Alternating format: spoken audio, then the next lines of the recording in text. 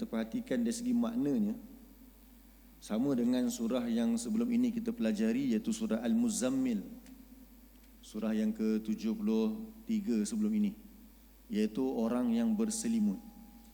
Orang yang berselimut. Tetapi perkataan Al-Mudaththir ini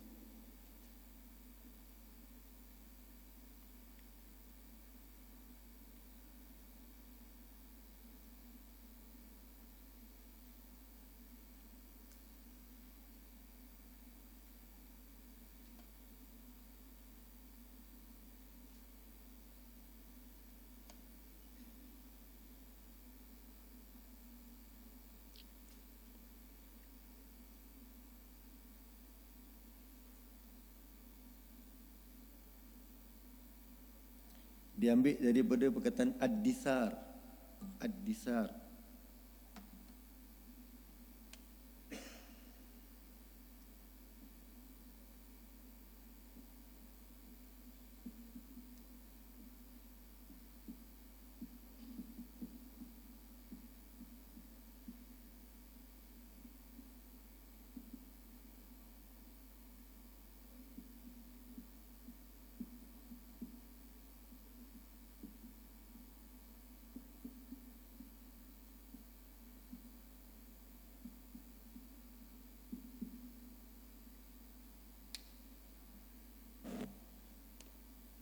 Ad-dithar ini adalah kain yang paling luar sekali. Ad-dithar adalah kain yang paling luar. Dia ada baju yang belah dalam, ada baju yang belah paling luar. Jadi yang mana tebal? Yang dalam ke luar? Yang paling luar ni tebal. Dia lebih tebal lagi. Jadi maksudnya Al-Mudaththir ini nak beritahu yang selimut ini dengan maksud selimut yang lebih tebal dan lebih berat. Lebih tebal dan lebih berat. Beza dengan Muzammil, iaitu kain yang menutup tubuh seseorang, juga dipanggil ad-dithar, tetapi kainnya lebih berat lagi. Jadi kita akan nampak nanti hubungannya dengan perintah yang ada selepas Allah menggelarkan Rasulullah SAW sebagai Al-Mudaththir. Kalau dalam surah Al-Muzammil, Allah suruh Nabi berdiri untuk apa? Surah Muzammil cerita pasal apa? Qumil laila illa qalila, bangun waktu malam. Untuk apa? Warattilil Qur'ana tartila, untuk baca Al-Quran dengan tartil. Nanti kita akan lihat dalam surah Al-Mudaththir, perintahnya lebih berat lagi. Qum fa'anzir, bangun untuk apa? Beri peringatan, beri ancaman. Jadi dia sudah melibatkan orang ramai pula. Mula-mula melibatkan diri sendiri saja. Jadi maksudnya ujian ataupun perintah memberi peringatan ni, perintah inzar ini lebih berat. Maka sesuailah dengan perkataan Mudaththir, iaitu selimutnya yang lebih berat, tanggungjawabnya yang lebih besar. Walaupun dari segi bahasa, masuk Al-Mudaththir dengan Al-Muzammil ni sama je dari segi bahasa. Baik, sebagaimana kalimah Al-Muzammil, Al-Mudaththir juga ada satu huruf yang digugurkan. Ini dari segi ilmu saraf. Asalnya dia adalah Al-Mutadaththir. Asalnya apa? Al-Mutadaththir.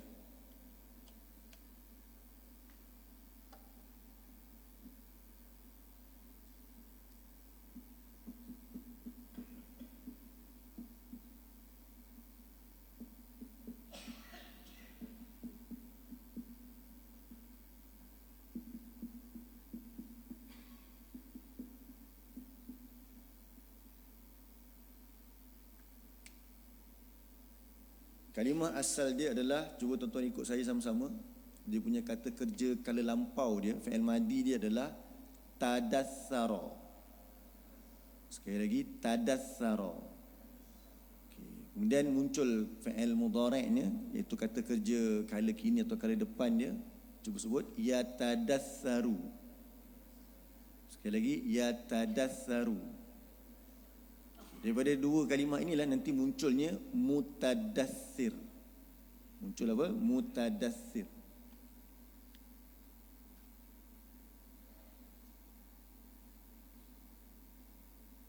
Okey. Kemudian apa berlaku?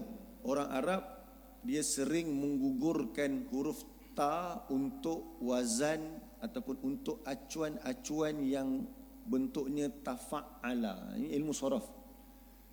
Banyak kalimah bentuk tafa'ala. Sama juga macam muzammil tadi. Muzammil asalnya adalah muzammil itu asalnya adalah tazammala. Asalnya apa? Tazammala. Dia macam tadathara. Depan nampak tak ada huruf ta. Tazammala.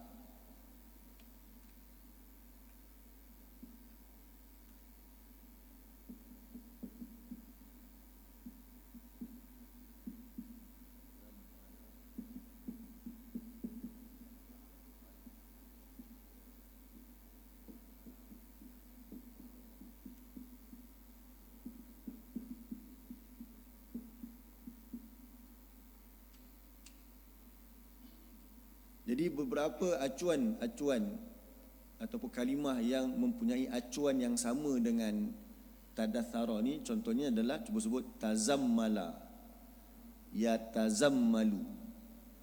Okay, satu lagi adalah tadabbara, ya tadabbaru. Okey, lebih kuranglah tuan-tuan, nanti tuan-tuan belajar ilmu sharaf insya-Allah. Jadi kalau tuan-tuan perasan ada huruf ta tu. Ta tu sebenarnya tambahan. Sebab setiap kalimah dalam bahasa Arab ni dia bermula dengan 3 huruf saja. Mesti bermula dengan 3 huruf. Jadi kalau tuan-tuan nampak acuan tu, tuan-tuan boleh buang huruf ta semua pada kalimah tu, tuan-tuan buang huruf ta, tinggallah 3 huruf yang asal. Kalau tazammala, zai mim lam. Kalau tadabbara, dal ba ra. Kalau tadathara, dal sa ra. Jadi ta semua tu adalah tambahan. Okey, ini macam bahasa Melayu lah, imbuhan lah senang kata, imbuhan. Kemudian bila orang Arab bentuk kalimah-kalimah dalam ilmu morfologi, ilmu sharaf pembentukan kalimah, bila dia nak sebut tentang isim yang melakukan perbuatan tersebut, dia sebut mu, ditambah mu kat depan. Mutazammil, cuba sebut. Mutadabbir, mutadaththir. Okey, daripada situ nanti orang Arab juga yang akan ringankan lagi sebutannya, dia buang huruf ta tu balik. Mula ditambah, lepas tu dibuang balik huruf ta. Dan sering dia akan menggantikan huruf ta yang gugur itu dengan meletakkan syaddah dekat huruf selepas dia tu. Tu yang jadi muddaththir. Asalnya dal tu tak ada syaddah. Mutadaththir kepada muddaththir. Sebenarnya ada huruf ta yang gugur tapi diganti dengan sabdu. Muzammil. Ta tu dibuang, ganti sabdu dekat zai, muzammil. Kalau perkataan yatadabbaru tu dalam Quran Allah sebut yadabbaru, sama juga. Itu semua digugurkan huruf ta dan digantikan dengan sabdu. Itu sedikit tentang ilmu pembentukan kalimah. Okey. Jadi maksud al-muzammil adalah orang yang berselimut. Maksud al-muzammil orang yang berselimut. Maksud al-muddaththir juga orang yang berselimut. Tapi al-muddaththir ni dia selimut dia bagaimana? Tebal. Ingat lagi tak masa kita bincang tentang surah Al-Muzammil, antara faedah yang kita ambil adalah kita kena keluar daripada zon apa? Zon selesa. Kita mungkin rasa sejuk, jadi kita selimut tubuh kita.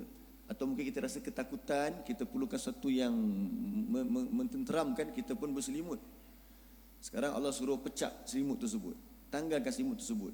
Seolah Allah nak sebut apa? Keluarlah diri kamu daripada zon selesa. Kepada apa? Kepada arahan-arahan yang aku nak perintahkan kepada kamu. Itu mukadimah tentang surah Al-Mudaththir. Surah Al-Mudaththir ini surah yang dikatakan surah yang surah yang keempat turun. Surah pertama surah Al-Alaq. Kalau ikut turutan penurunan Al-Quran, surah pertama surah Al-Alaq. Surah Al-Alaq surah apa? Surah Iqra' itulah. Iqra' bismi rabbikal ladzi khalaq. Kemudian surah kedua turun ada surah Al-Qalam. Surah Al-Qalam. Ketiga surah Al-Muzammil yang kita belajar tempoh hari.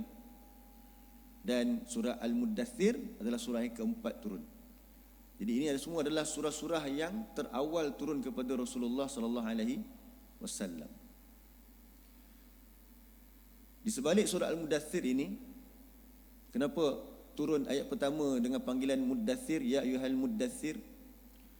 Ketika selepas Rasulullah mendapat wahyu pertama, berlaku seketika wahyu terputus sekejap. Wahyu pertama turun Iqra, kemudian turun surah-surah lain tu sekejap, kemudian terputus seketika. Dan satu ketika, satu malam Rasulullah terdengar suara dan Rasulullah melihat ke langit. Dan Rasulullah mendapati Jibril yang Rasulullah jumpa pada kali pertama itu dalam bentuk yang asal, yang sedang duduk di atas kursi. Yang Nabi kata sayapnya ada berapa? 600. Sayapnya saja menutup ufuk besar sangat. Jadi Rasulullah ketakutan ketika itu. Rasulullah balik dan perintahkan kepada keluarganya untuk selimutkan dia. Itulah turunnya surah Ya Ayyuhal Muddathir. Rasulullah ketakutan. Jadi Allah memanggil Rasulullah sebagai Al-Muddathir kerana keadaan ketika itu, keadaan Rasulullah. Ini sebenarnya adalah bentuk kasih sayang Allah kepada Rasulullah SAW. Kerana Allah memanggil keadaan Nabi yang sedang dalam keadaan berselimut itu. Macam kalau kita tengok anak kita sakit ke, takut ke, orang Melayu mungkin berbeza sikit lah. Orang Arab dia akan panggil keadaan orang itu ketika dia berada. Padahal namanya Muhammad, namanya Abul Qasim. Tapi di sini ataupun boleh panggil Ya Ayuhan Nabi. Macam surah-surah yang lain, surah At-Talaq contohnya. Tapi di sini Allah panggil Ya Ayuhal Muddathir sebab keadaan Nabi ketika itu yang sedang berselimut. Okey. Jadi kita baca ayat pertama dulu sehingga ayat kelima. Kemudian kita tadabbur ayat ini insya-Allah. Itu ringkasan tentang surah Al-Muddathir. A'udzu billahi minasyaitonir rajim. Bismillahirrahmanirrahim. Ya ayyuhal muddathir Qum fa'anzir wa rabbuka fakabbir wa thiyabaka fatahhir warrujza fahjur. Baik, apa terjemahan ayat dia? Ya ayyuhal muddathir, wahai orang yang berselimut. Dalam kurungan setiap Quran mesti diterjemah Muhammad kan? Jadi al kat situ alif lam lil ahdiyah disebut. Menunjukkan spesifik. Panggilan ini ditujukan kepada individu tertentu. Sebab alif lam kat situ dia dipanggil alif lam ta'rif, ma'rifah, dia definite. Jadi yang dimasukkan berselimut sini adalah Nabi Muhammad sallallahu alaihi wasallam yang sedang ketakutan, sejuk sebab melihat bentuk Jibril dalam bentuk yang asal. Jadi Rasulullah memerintahkan keluarganya, isterinya untuk selimutkannya. Allah panggil ya ayyuhal muddathir, wahai orang yang berselimut. Kemudian Allah kata kum. Apa kum? Sama macam ayat kedua surah Al-Muzammil, sama.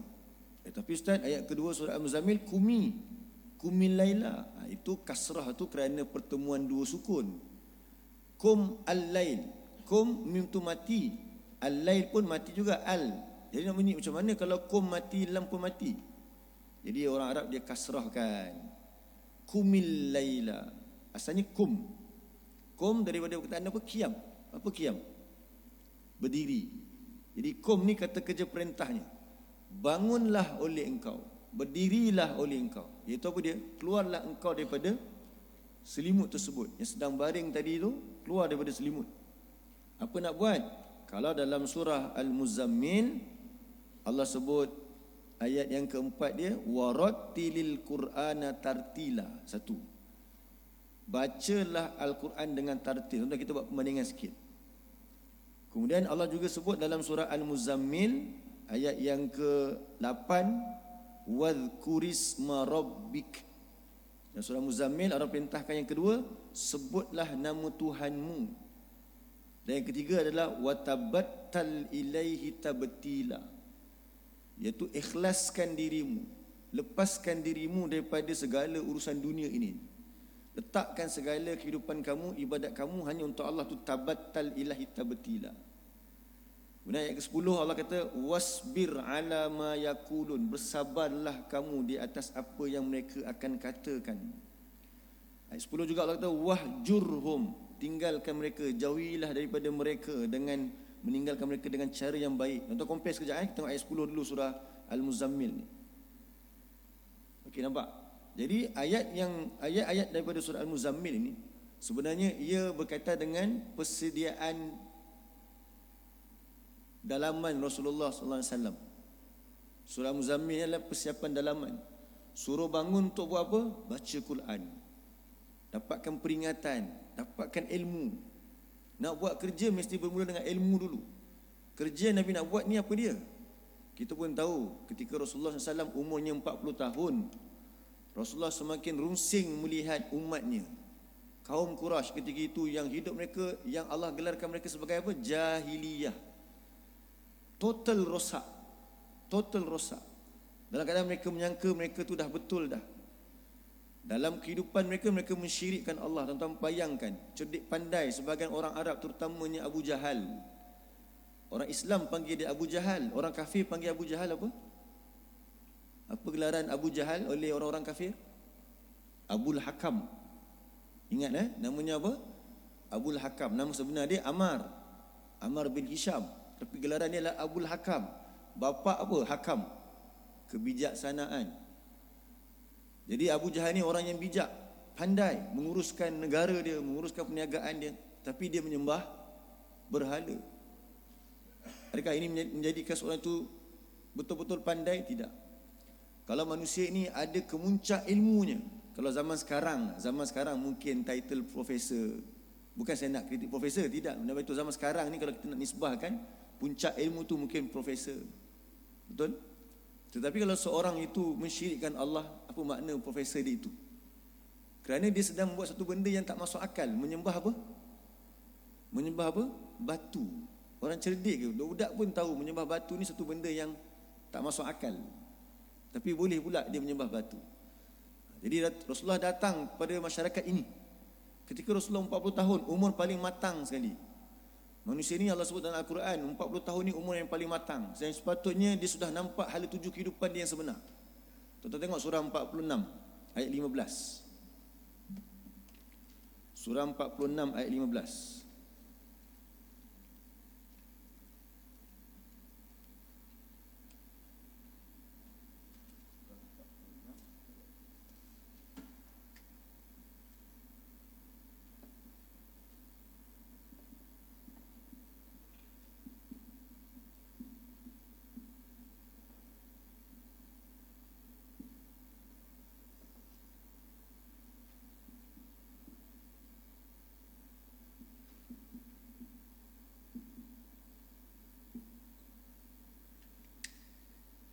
Ke surat 504.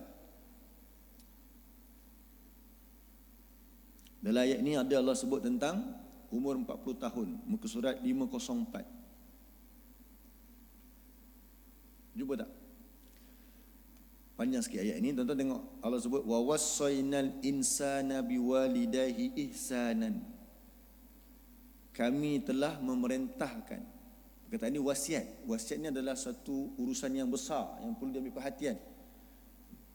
Jadi Allah kata kami mewasiatkan, itu kami perintahkan kepada manusia terhadap kedua ibu bapanya apa kena buat? Ihsanan. Berbuat baik.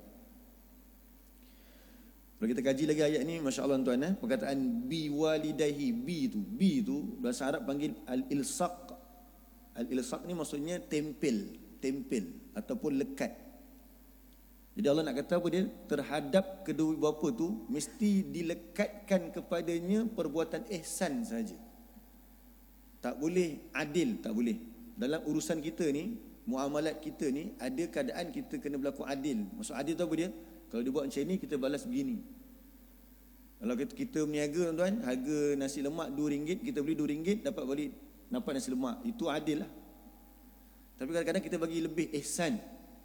Dia minta nasi lemak satu, dibayar RM2, tapi kita bagi 2. Lebih tu kan? Itu bukan tak adil, itu namanya ihsan. Jadi kepada ibu bapa tuan-tuan, ihsan. Walaupun mungkin dulu ibu bapa tu tak menjaga pun anak itu. Seorang anak kadang-kadang dia salah faham sebab dulu ayah aku buang aku kat tepi tong sampah. Tu ramai Melayu dah ni. Lepas tu dah besar dia letak pula mak ayah dia dekat rumah orang tua sebab dia tak nak jaga kerana apa? Mak ayah dia tak jaga dulu. Itu salah faham. Sebab Allah hanya wajibkan orang ataupun manusia ini menempelkan ihsan kepada ibu bapa saja. Okay, lepas tu hamalathu ummuhu kurhan wa wada'athu kurha. Antara faktornya adalah ibunya telah mengandungkannya dalam keadaan susah payah dan menyusukannya dalam keadaan susah payah. Wa hamluhu wa fisaluhu salasuna syahra. Tempoh mengandungkan dia dan juga sampai tempoh pisah susu itu minimumnya adalah 30 bulan. Iaitu 2 tahun setengah. 2 tahun menyusu, 6 bulan tu tempoh minimum seorang ibu mengandung. Hatta, di sini kita tengok. Hatta iza balagha asyuddah. Sampailah apabila umurnya baligh, matang. Dan wa balagha arba'ina sanah, sampai umur berapa tahun? 40 tahun. Ayat ni juga kita kena faham untuk ibu bapa mendidik anak-anak sehingga minimum umurnya 40 tahun. Bukan dah kahwin je dah awak dah besar pandai-pandai fikir sendiri. 40 tahun. Sebab tu sampai 40 tahun kalau dah timbul kesedaran ini baru boleh. Kata Allah, kata orang ini bila dia umur 40 tahun, Rabbi auzi'ni an ashkura ni'mataka allati an'amta alayya wa ala walidayya wa an a'mala salihan tardahu wa aslih li fi zurriyyati inni tubtu ilaika wa inni minal muslimin. Wahai Tuhanku, tolonglah aku untuk apa? Bersyukur di atas nikmat Engkau. Umur 40 tahun, dia nampak semua ni. Yang telah Engkau berikan nikmat ke atasku dan ke atas kedua ibu bapaku. Dan tolonglah aku untuk beramal dengan amal soleh yang Engkau suka, yang Engkau redha terhadapnya. Dan wa aslih li fi zurriyyati, perbaikilah untuk urusan zuriat aku pula. Inni tubtu ilaika wa inni minal muslimin. Sesungguhnya aku bertaubat kembali kepada Engkau dan sesungguhnya aku termasuk di kalangan orang-orang yang menyerah diri. 40 tahun. Jadi kalau kita sebut tentang Rasulullah, umur Rasulullah ketika 40 tahun tu, Rasulullah naik ke mana? Gua Hira. Sebab ketika itu Rasulullah sudah pening melihat masyarakatnya yang jahiliah. Sebab 40 tahun tu umur yang sangat matang. Dalam keadaan Rasulullah bertahanus di Gua Hira. Tuan-tuan siapa yang dah sampai di Gua Hira, tuan-tuan duduk di Gua Hira yang kecil tu, memang ada satu lubang kecil tuan-tuan, ngam-ngam je untuk nampak apa? Seluruh Masjidil Haram tu. Rasulullah melihat daripada jauh keadaan orang-orang musyrik yang menyembah berhala. Kalau musim-musim haji pula, mereka bertawaf dalam keadaan bertelanjang. Itu keadaan Rasulullah runsing. Jadi ketika itu bila Rasulullah tak tahu macam mana nak selesaikan masalah ini, turun solusi daripada mana? Daripada langit. Dan sebab itulah kita lihat balik, sebenarnya Rasulullah SAW ini bila kita lihat surah Al-Muzammil, surah Al-Mudaththir, terutama surah Al-Muzammil dulu, Allah perintahkan Nabi untuk membaca warattilil Qur'ana tartila. Jadi kenapa Rasulullah disuruh membaca? Sebab Rasulullah ni ada agenda. Rasulullah nak selesaikan masalah masyarakat. Jadi untuk nak menyelesaikan masalah, sebelum kamu bekerja, keluar bekerja, bermula dengan apa? Menuntut ilmu dahulu. Buat persiapan, iaitu dengan belajar, faham. Inilah dia solusi yang kamu kena bawa kepada masyarakat. Tapi pertama sekali kamu kena faham dulu. Sebab tu wahyu pertama pun sebut tentang Iqra. Kita dah bincang tadi apa beza Iqra dengan Rattil. Iqra ni baca dengan menghimpunkan. Rattil pula baca dengan apa? Teliti. Supaya satu persatu huruf dan perkataan disebut dengan baik dan dia masuk meresap dalam jiwa kita sebab dibaca pada malam hari. Nasyiatal lail tu surah Muzammil sebut. Malam tu maksudnya hati sedang bercambah dengan dimasuki ayat-ayat Quran. Bila jiwa telah kuat, Allah kata kat Nabi buat persiapan. Nanti mereka akan membantah engkau. Buka balik surah Al-Muzammil tuan-tuan. Buka balik surah Al-Muzammil. Ya, ayat ke-10 tu Allah kata wasbir. Bersabarlah di atas apa yang mereka akan ucapkan. Sebab nanti kamu akan lihat orang akan membenci ucapan kamu ni. Mereka tak suka dengan Al-Quran. Jadi kamu kena bersabar ketika itu. Apa maksud bersabar? Apa maksud bersabar? Apa maksud bersabar? Nak belajar kena bersabar. Nak ni kena bersabar. Apa maksud bersabar tuan-tuan? Ya? Ingat tuan-tuan, bersabar maksudnya bertahan. Bersabar maksudnya apa? Bertahan. Betul cikgu? Sabar maksudnya apa? Bertahan. Tengah belajar kita rasa struggle sikit, namanya bertahan. Kalau tak tahan kita akan tinggalkan. So nanti ketika kamu menyampaikan urusan dakwah ini nak betulkan manusia, kamu akan ditorture, kamu akan dibenci. Ketika itu kamu kena fasbir, bersabar. Tapi kamu jangan takut. Sebagai manusia memang akan ada rasa takut. Tapi kamu jangan takut, maksudnya jangan overthinking. Sebab Allah kata wazarni wal mukadzibin, ayat yang ke-11 tu. Biarkan aku menguruskan orang yang mendustakan engkau tu nanti. Jadi kamu terus je kerja kamu. Okey, jadi surah Al-Muzammil adalah preparation dalaman. Pertama dengan ilmu dulu. Kedua dengan mental. Siapkan dulu mental. Kamu dah tahu dah apa risiko-risiko. Allah beritahu risiko-risiko dia. Buat persiapan. Sekarang tibalah masa bagi orang yang belajar Al-Quran untuk bangun. Tuan-tuan sekarang baca Al-Quran, apa tuan-tuan kena buat? Bangun, bukan sekarang lah maksudnya kan. Bangun untuk buat apa? Fa'anzir. Okey, sekarang buka surah Al-Mudassir balik. Jadi ini adalah apa? Semboyan perjuangan yang bermula dengan ada persiapan yang begitu rapi. Warattilil Qur'ana tartila. Jadi bila kita seorang yang belajar Al-Quran, semua orang kena sedar kita ada tugas.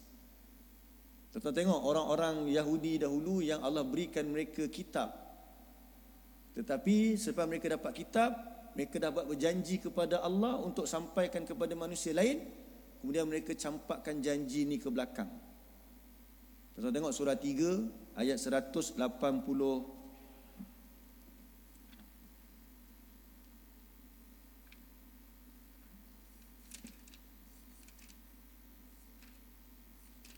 Surah 3 ayat 187.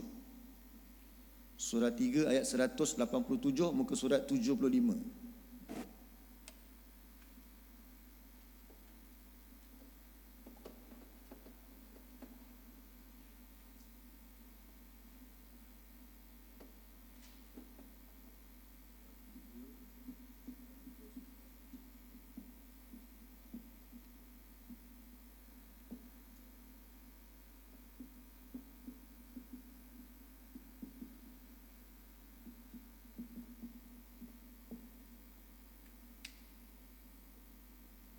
Okey, surah 3 ayat 187.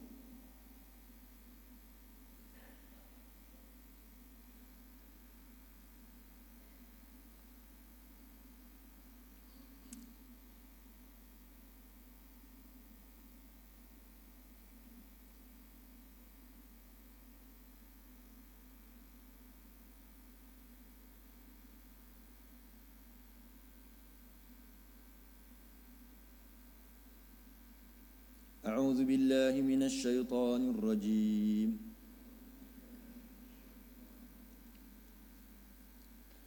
وإذ أخذ الله ميثاق الذين أوتوا الكتاب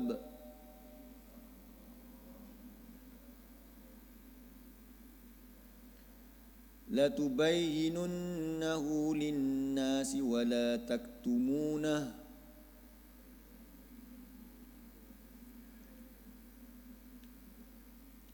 فنبذوه وراء ظهورهم واشتروا به ثمنا قليلا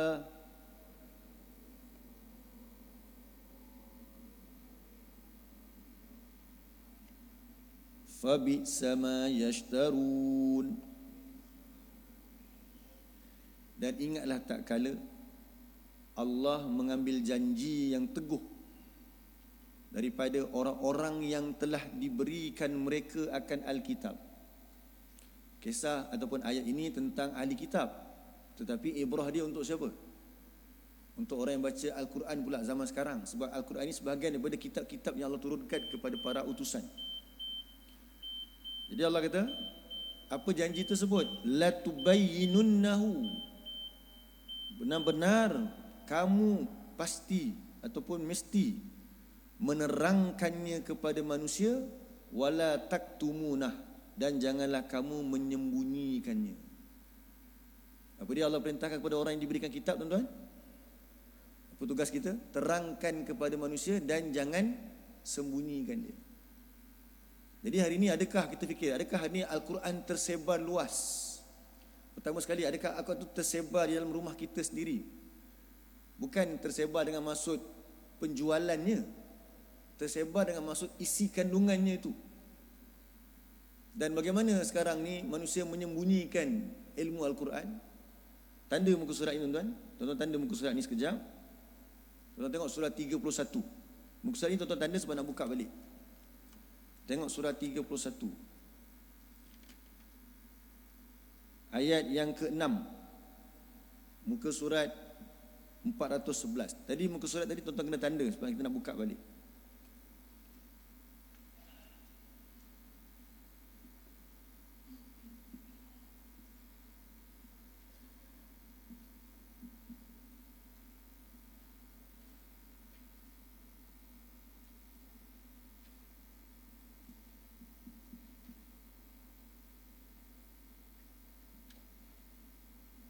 Surah 31 ayat 6. Muka surat 411. A'udzu billahi minasyaitonir rajim. Wa minan nasi man yashtari lahwal hadits liyudilla an sabilillahi bighairi ilm.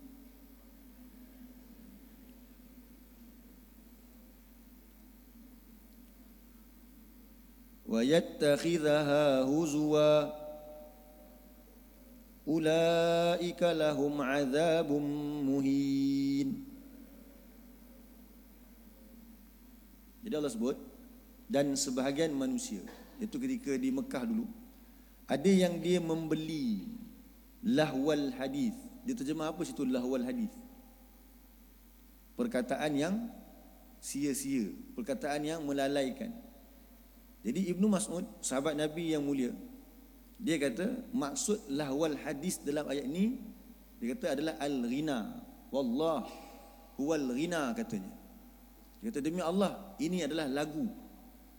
Maksud lahwal hadis kat sini ketika ini turun adalah lagu. Apa yang berlaku? Orang Quraisy ketika Rasulullah sedang sibuk menyampaikan pesanan-pesanan risalah Al-Quran ini, mereka rungsing, mereka risau. Sebab apa? Sebab mereka tengok ramai pemuda yang tertarik dengan dakwah ni. Ramai siapa? Pemuda. Tuan-tuan kena ingat, dakwah sebenarnya daripada dulu lagi yang minat tu adalah pemuda. Kalau zaman Nabi Musa pun sama. Zaman Nabi Musa tu Bani Israel yang buat perangai tu, yang sembah patung berhala, yang minta berhala, yang nak kata nak tengok Tuhan depan mata mereka tu, yang kata, yang dia kutuk Nabi Musa, kata Nabi Musa punya pada alat sulitnya ada penyakit. Itu semua yang old school tu, yang otai-otai tu. Tapi pemuda dia siapa ketika itu? Contohnya Yusha, Nabi Yusha. Pemuda ketika itu. Tuan-tuan baca surah Al-Kahfi, Allah puji siapa? Pemuda yang nak selamatkan diri mereka daripada fitnah pada zaman mereka. Pemuda ketika itu yang hebat. Jadi nak nampak suatu hebatnya bangsa itu, pemuda dia. Sepatutnya pemuda akan suka Al-Quran. Itu kaedah asal, tuan-tuan. Kalau ikut asalnya, pemuda mesti suka Al-Quran. Kalau hari ni kita kata, bukan tak nak ajak mereka belajar Al-Quran, budak-budak muda bukan suka sangat. Maksudnya orang tua dia telah menghalang. Sebab pada zaman Nabi dulu, ketika pemuda-pemuda dia suka pada Al-Quran, nanti orang tuanya akan beli hamba-hamba perempuan ini dan menyanyi di tepi-tepi apa yang Rasulullah sedang sampaikan dakwah. Untuk apa tujuan dia? Liyudilla an sabilillah, untuk menghalang manusia lain daripada jalan Allah. Jadi kalau zaman tersebut mereka beli perempuan-perempuan, artis-artis ni ataupun hamba-hamba wanita yang boleh menyanyi untuk tarik siapa? Pemuda-pemuda. Sekarang kita mungkin tak perasan, tapi kita boleh keluar pada mulut kita, orang muda bukan nak suka Al-Quran sangat pun, budak-budak remaja mana nak suka. Termasuk tak kita macam ni, tuan-tuan? Padahal sepatutnya siapa yang suka Al-Quran? Pemuda suka. Dia fresh. So maksudnya daripada kecil tu sudah ada halangan-halangan yang telah masuk dalam jiwa mereka, menyebabkan kemudian mereka tak suka Al-Quran. Siapa yang membesarkan mereka di rumah? Siapa yang membesarkan mereka bila mereka keluar daripada umur 5 tahun sampai 17 tahun, paling banyak mereka berada di mana? Bukan nak salahkan cikgu-cikgu, tapi nak bagi tahu, bukan mereka berada di luar sana jumpa orang ramai. Mereka jumpa 2 orang je. Tak ibu bapa, mereka jumpa guru. Itu tempat paling banyak. Ada kawan-kawan dia di situlah berkumpul. Tiba-tiba lepas mereka keluar sekolah, kita nak kata budak-budak muda tak suka Quran. Tempat itulah dulu yang telah menyebabkan mereka terhalang dari Al-Quran. Kalau hari ini apa kita buat kepada anak-anak kita? Kalau dulu belikan wanita-wanita untuk nyanyi, hari ini belikan apa untuk mereka sibuk dengan hiburan mereka. Kita pun tak perasan, dalam mereka dilalaikan dalam bilik seorang-seorang, kita belikan apa? Kita belikan phone. Tanpa pemantauan, kita sangka sebab apa? Supaya anak kita duduk rumah, biarlah. Ataupun takut dia mengajuk, anak kawan-kawan dia semua ada phone, dia tak ada phone, kita pun beli. Akhirnya apa jadi? Mereka tertutup daripada ruang untuk belajar Al-Quran. Sedangkan tadi Allah kata apa dia? Tentang orang-orang yang diberikan kitab. Jangan sembunyikan Al-Quran. Sekarang ni kita telah membuat suatu benda, jalan-jalan yang menyembunyikan Al-Quran tanpa sedar. Sebab tu bila Allah sebut tentang orang-orang yang membuat kerosakan, Allah kata mereka tidak sedar. Tuan-tuan tahu ayat ni, surah Al-Baqarah ayat 11 dan 12. Surah Al-Baqarah ayat 11 dan 12. Wa idza qila lahum la tufsidu fil ardi qalu innama nahnu muslihun. Apabila dikatakan kepada mereka, janganlah kamu membuat kerosakan di muka bumi, mereka kata, sesungguhnya tidak lain, kami sedang buat kemajuan, kami sedang buat perbaikan, kami sedang buat kemodenan. Takkan anak kami nak kena ketinggalan jauh. Tapi mereka tak sedar, mereka buat kerosakan. Mereka beri dan mereka lepaskan. Allah kata, ala innahum humul mufsidun. Ingatlah, sesungguhnya mereka lah orang-orang yang membuat kerosakan. Walakin la yash'urun. Akan tetapi mereka tidak sedar. Akhirnya manusia jauh daripada Al-Quran. Tuan-tuan buka balik surah 3 tadi, yang kita tanda, surah 3 ayat 187.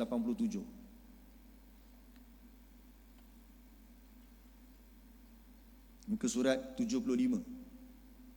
Jadi apa janji yang Allah ambil daripada orang-orang yang diberikan kitab? Ni kita semua sedang tundukkan pandangan kita kepada kitab Allah ni.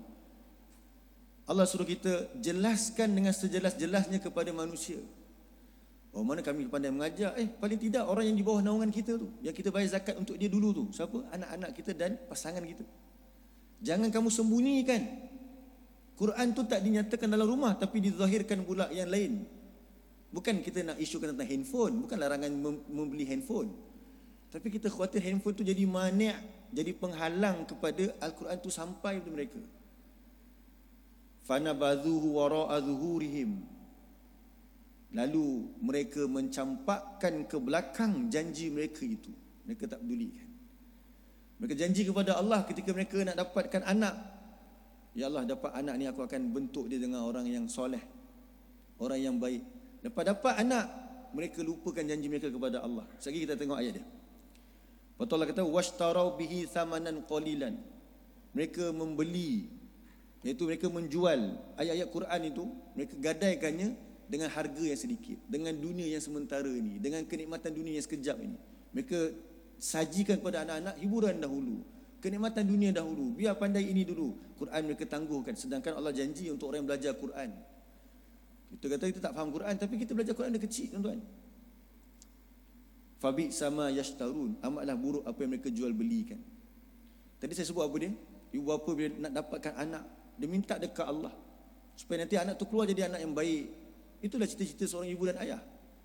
Tapi lepas dapat, dia syirikkan Allah, dia lupa janji dia kepada Allah. Tengok surah 7. Tengok surah 7.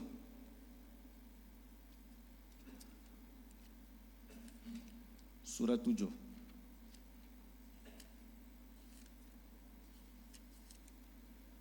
Ayat 189 dan 190. Muka surat 175. Surah 7 ayat 189 dan 190.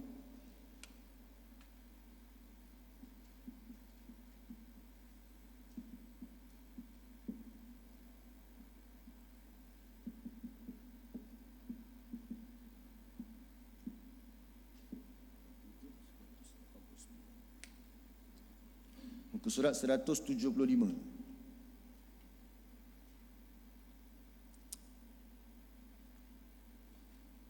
Baik, Allah sebut apa ayat ni? Huwallazi khalaqakum min nafsin wahidah.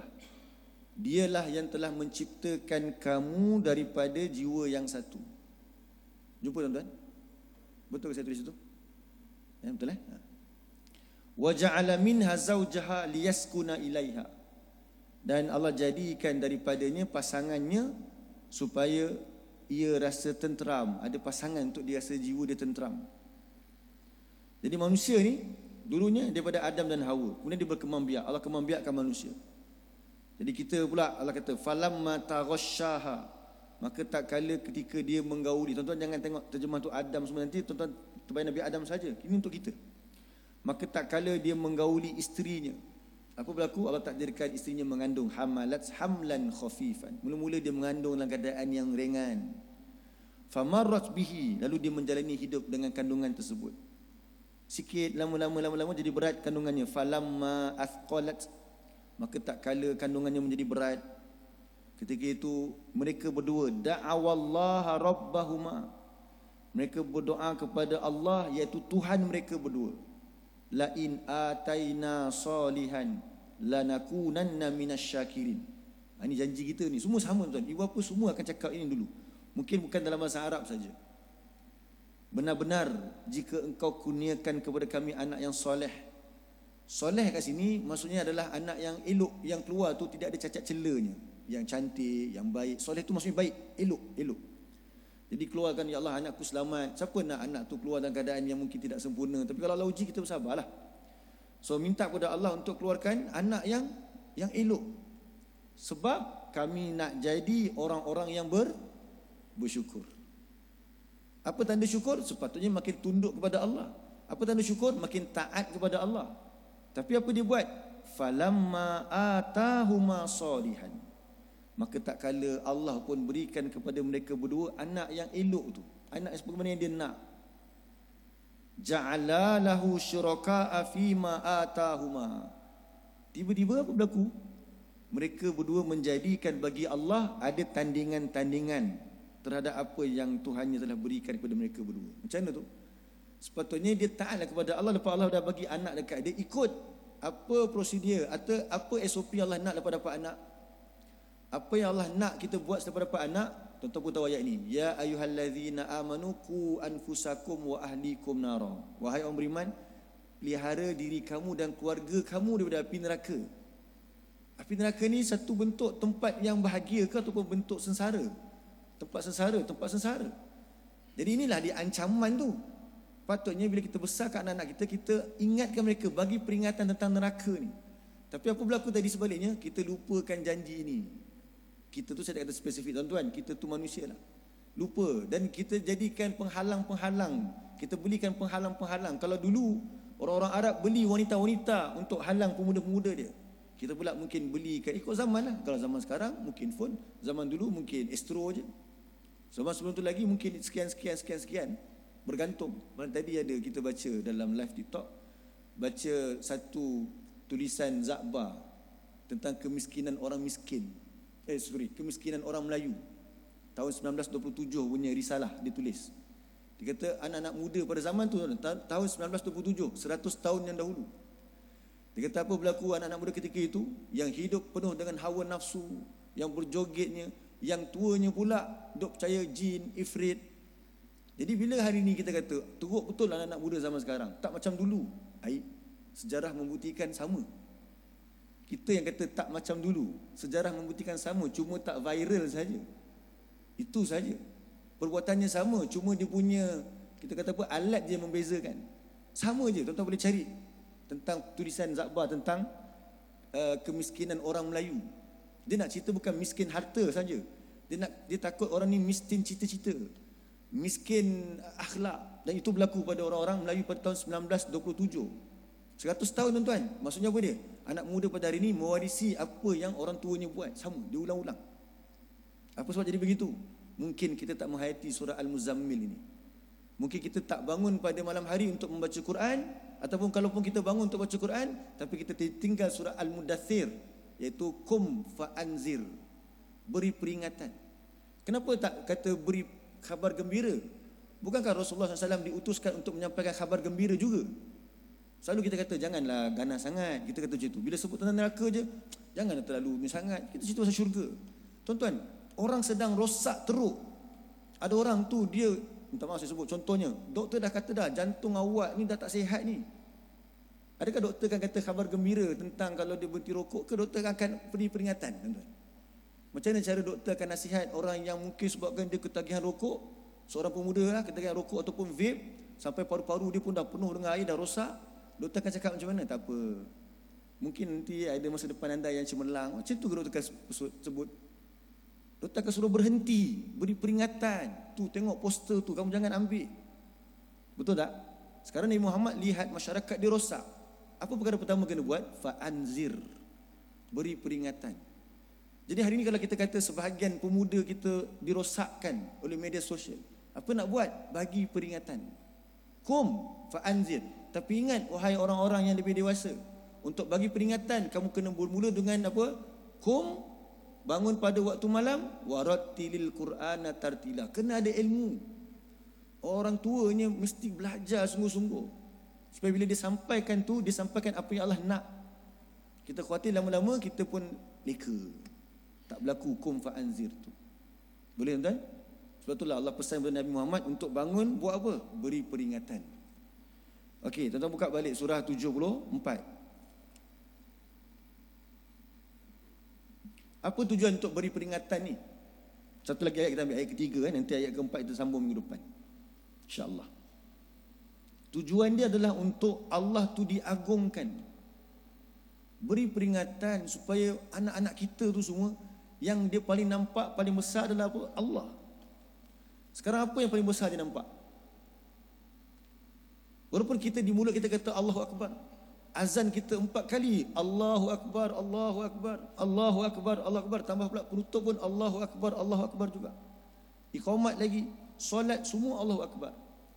Tapi kita takut kita termasuk surat 39 ayat 67. Surat 39 ayat 67.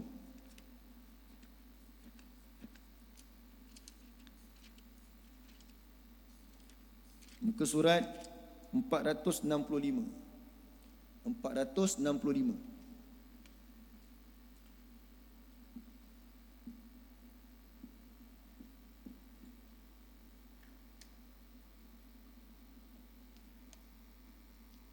Surah 39 ayat 67, muka surat 465.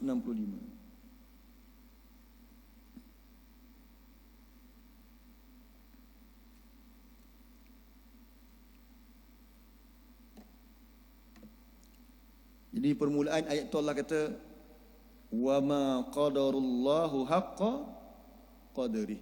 Ambil bahagian tu, muka surat 465 ayat yang ke-67.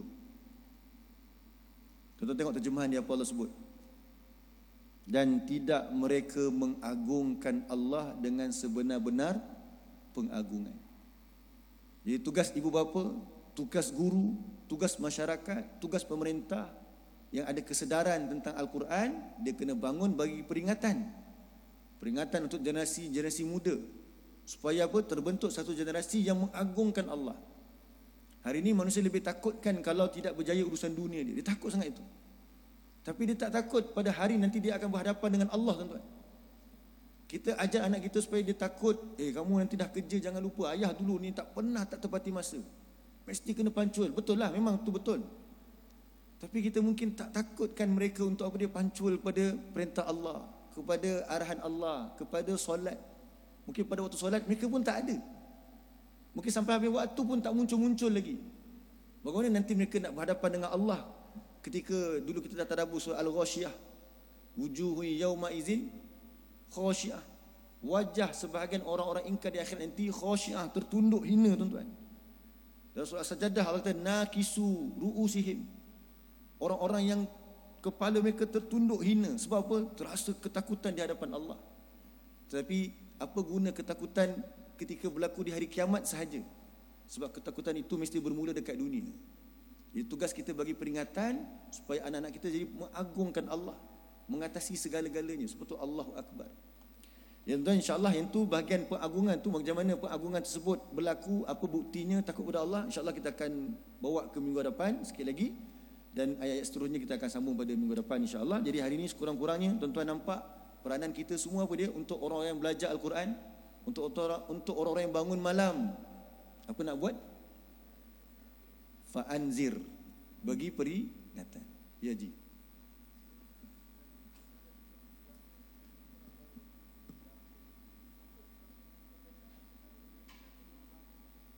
Kan tadi kita sebut surah Al-Muzammil persiapan